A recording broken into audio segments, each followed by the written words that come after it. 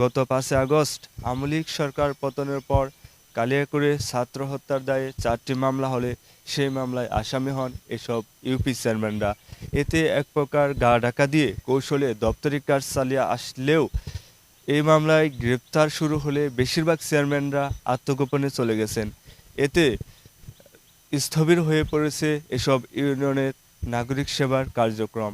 এতে কাঙ্ক্ষিত সেবা না পেয়ে বঞ্চিত হয়ে চরম ভোগান্তিতে পড়ছেন এসব ইউনিয়নের বাসিন্দারা।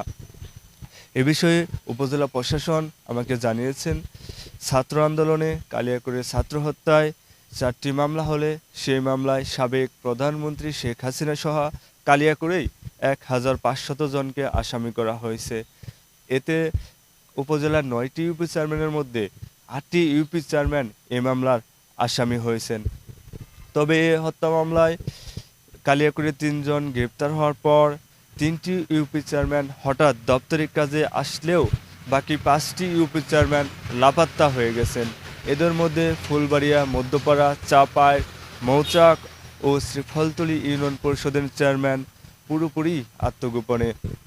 এদিকে ইউনিয়ন পরিষদে সেবা নিতে আসা ভুক্তভোগীরা জানিয়েছেন, বিশেষ করে জনগণের ট্রেড লাইসেন্স, জন্ম সনদ, মৃত্যু সনদ, নাগরিক সনদ, প্রত্যয়নপত্র সহ বিভিন্ন সনদের জন্য ইউনিয়ন পরিষদের দ্বারস্থ হতে হয় তাদের।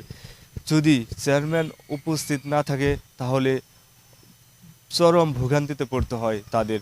এর বিকল্প দাবিও তারা জানিয়েছেন। এ বিষয়ে গাজীপুর জেলা প্রশাসন যেসব চেয়ারম্যান উপস্থিত থাকতে পারেন না তাদের একটি তালিকাও নিয়েছে, এ বিষয়ে জানা গেছে।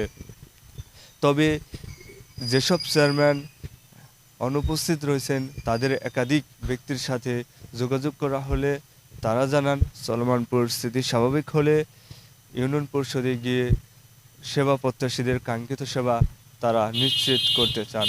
তবে এ বিষয়ে উপজেলা নির্বাহী কর্মকর্তা কাউসার আহমেদ জানান, সংকট নিরসনে ঊর্ধ্বতন কর্তৃপক্ষকে বিষয়টি জানানো হয়েছে। তবে যেসব চেয়ারম্যান দপ্তরে উপস্থিত থাকতে পারেন না তাদের একটি তালিকাও নিয়েছে গাজীপুর জেলা প্রশাসক। আমরা তদন্ত করে সেই তালিকা পাঠিয়েছি। তবে এ বিষয়ে সরকার যে সিদ্ধান্ত নেবে সেটিই চূড়ান্ত সিদ্ধান্ত বলে জানান এই নির্বাহী কর্মকর্তা। কালিয়াকৈর থেকে সর্বশেষ মোহাম্মদ ফজলুল হক।